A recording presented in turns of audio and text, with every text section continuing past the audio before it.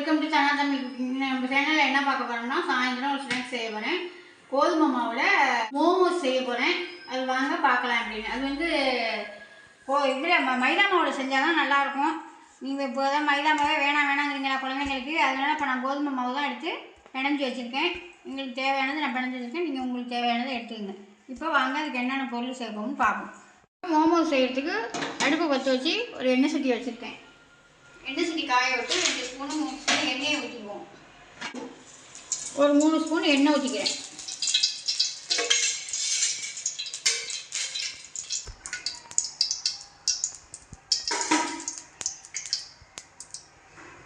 எண்ணெய் சூடானோடனே ஒரே ஒரு பட்டை எடுத்து வச்சுருக்கிறேன், ஒரே ஒரு இலை எடுத்து வச்சுருக்கேன், 2 கிராம்பு எடுத்து வச்சுருக்கேன். இதை இப்போ அதில் சேர்த்துடலாம்.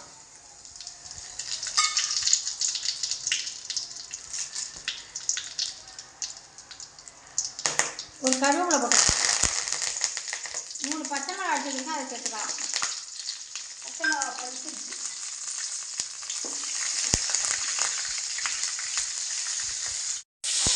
பறிச்சு வச்சுட்டு வெங்காயத்தை சேர்த்துக்குவேன்.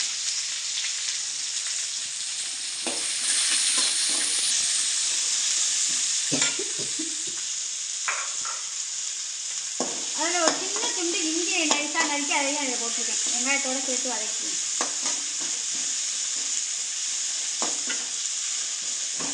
ரொம்பலாம் வதங்க வேண்டியதில்லை, மறுபடியும் நம்ம வேக வைக்கிறது தான், அதனால் ரொம்பலாம் வதங்க வேண்டியதில்லை. ஒரு 4 பீன்ஸ் எடுத்து அரிஞ்சிட்டு அரைச்சி வச்சுருக்கேன், அதையும் சேர்த்துக்கலாம். கேரட்டு எல்லாமே நீங்கள் என்னென்ன உங்களுக்கு காய் பிடிக்குமோ அந்த காயெல்லாம் சேர்த்துக்கலாம். நான் இப்போ உருளைக்கிழங்கு வெங்காயம் பீன்ஸ் இது ஒன்று தான் சேர்க்குறேன்.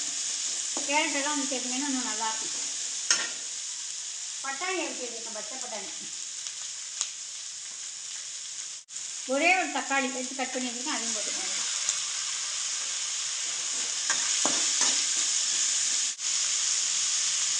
இஞ்சி பூண்டு பேஸ்ட் கொஞ்சோண்டு இஞ்சி போட்டேன், கொஞ்சம் பொடியாக நினைச்சி அதனால் கொஞ்சோண்டு போட்டுட்டேன். ஒரு அரை ஸ்பூனு கரம் மசாலா,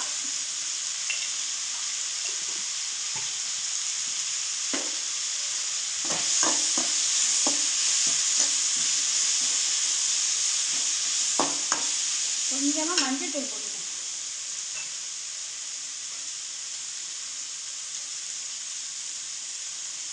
கொஞ்சமாக மஞ்சள் தூள். இப்போ நம்ம மாவுலையும் உப்பு போட்டு தான் பிணைஞ்சி வச்சுருக்கோம், கோதுமை மாவுலையும். அதனால் கம்மியாகவே உப்பு போட்டுக்கலாம். உப்பு அதுக்கு தேவையான உப்பெல்லாம் பண்ணாமல் கொஞ்சம் அரை உப்பு போட்டுக்கலாம்.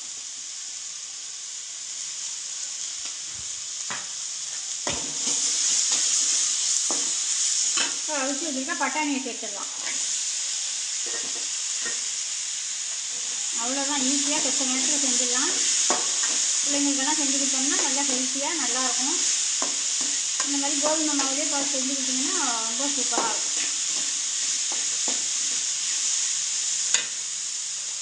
இப்போ 2 உருளைக்கிழங்கு எடுத்து அதை அவிச்சிட்டு உடச்சி வச்சுருக்கேன், அதையும் சேர்த்துலாம்.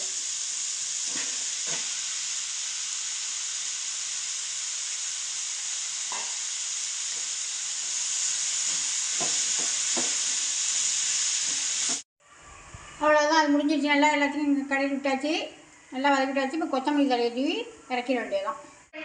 பிணைஞ்சி இப்போ கோதுமை மாவை இவ்வளோ பெரிய உருண்டையாக எடுத்துக்கலாம். எடுத்துக்கிட்டு கோதுமை மாவு மைதா மாவு எந்த மாவு இருந்தாலும் வச்சு நம்ம இதில் கொஞ்சம் போட்டுக்கிட்டு பருப்பு பரட்டி தேய்ச்சிடலாம்.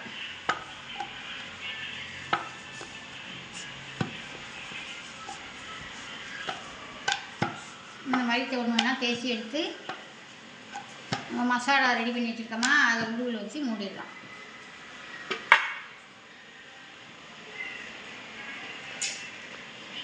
இங்கே பாருங்கள், இந்த மாதிரி உருட்டி வச்சுக்கிட்டோம்னா நமக்கு நல்லா ஈஸியாக இருக்கும். இப்படி வச்சுட்டு இப்படி எடுத்து இப்படி ஒன்று அப்படி மடிச்சிட வேண்டியதான்.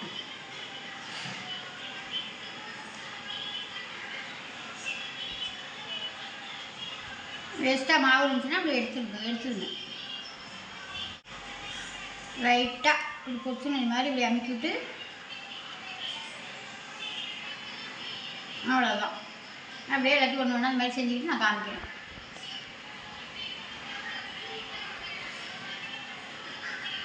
சொல்லுங்கள். இந்த செஞ்சு வச்சுருக்கேன் நான் 3. இப்போ எல்லாத்தையும் செஞ்சுக்கிட்டு உங்களுக்கு காமிக்கிறேன். இப்போ நான் தேய்ச்சி எடுத்துட்டேன் எல்லாத்தையும். இப்போ பாருங்கள் எவ்வளோ அழகாக சூப்பராக நல்லா வந்துருக்கு. இதை இப்போ நம்ம இட்லி பானையில் வச்சு இட்லி தட்டை வச்சு அவிச்சு எடுத்துடலாம்.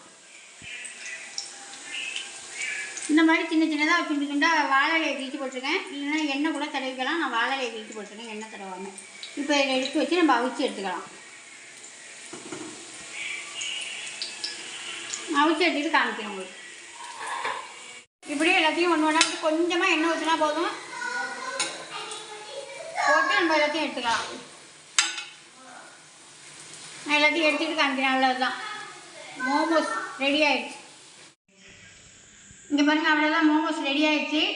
நீங்கள் சும்மாவே அவிச்சிட்டு நம்ம சாப்பிட்லாம். கோதுமை மாவு தானே, சும்மாவே அவிச்சிட்டு இந்த மாதிரி தக்காளி ஜாஸ் போட்டுக்கிட்டு சாப்பிட்லாம். நான் கொஞ்சம் பொறன்னு வேணும்னு கொஞ்சமாக எண்ணெய் ஊற்றி பொரிச்சு எடுத்துருக்கேன். தோசைகளில் தான் பொரிச்சு எடுத்தேன். உங்களுக்கு தான் காமிச்சிருக்கேன், பார்த்துங்க. இதே மாதிரி பொரிச்சு வேணாலும் சாப்பிடுங்க, சும்மா வேணாலும் சாப்பிடுங்க. இந்த வீடியோ பிடிச்சிருந்தா ஒரு லைக் பண்ணுங்கள், ஃப்ரெண்டுக்கெல்லாம் ஷேர் பண்ணுங்கள், மறந்துடாமல் ஒரு சப்ஸ்கிரைப் பண்ணுங்கள். பாய்.